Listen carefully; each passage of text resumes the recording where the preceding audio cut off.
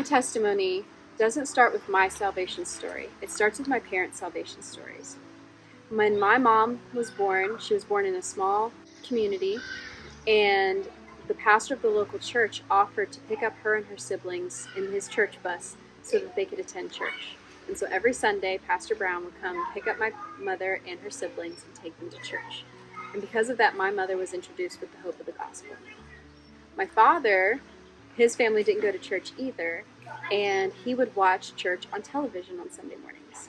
And so he learned about the hope of the gospel through that medium.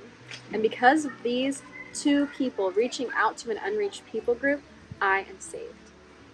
And I have lived an amazing, empowered life, always walking hand in hand with Jesus because of that. And that is our hope, to be able to serve this community and give them that hope. To give them that hope of God called someone from a completely different continent to tell you about Jesus. And we want to give them that access that they might not otherwise have. When I was 13 years old, my parents were missionaries in Kenya, Africa. And there was a woman in our community who was expecting her first child. When the time came near for her to have her baby, her mother told her that she was getting too big, and that if the baby was too big to be born, then she and the baby would die.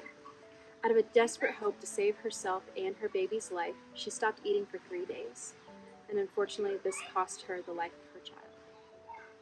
And hearing this story relayed to me later by my mom, I was completely bewildered by the fact that all that was needed to save this baby's life was information. So I knew that I wanted to help women understand how their bodies work, how pregnancy works. I wanted to help them know what can save them and their babies' lives. I didn't know what that job was at the time, and I tried various different avenues throughout my adulthood to try to figure out what it was. I was in college to get a degree for women's ministry. I was planning on becoming a midwife, and I worked as a doula. And all of these attempts at figuring out what God was calling me to do ended up being training grounds for what God was already preparing me to do. And isn't that just how it is? Like, we think we have to figure all of it out, and then God's like, I've already got it figured out, and I'm already working on it. So once I caught up to his plan and realized my true calling, I have been happier than I can express. Knowing that you're walking exactly in the path that God has for you is the best thing you can do. And I actually had a young woman here in South Africa ask me, how do you find God's purpose? And some of you might be wondering that today too.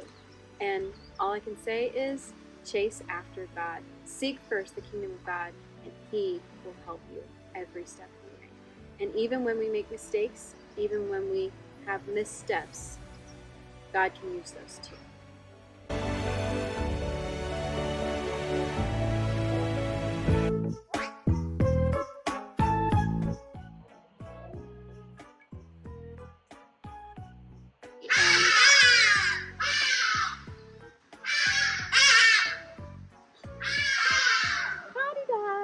Our blooper reel is going to be amazing. Right, and it's all going to be, wah! Talking back to me. Are you done? Wah! It's so funny because I was like, oh, I think that's cute. And now I get it. Yeah. Alrighty, so where was I? That is a really Oh, good information. question. Yeah.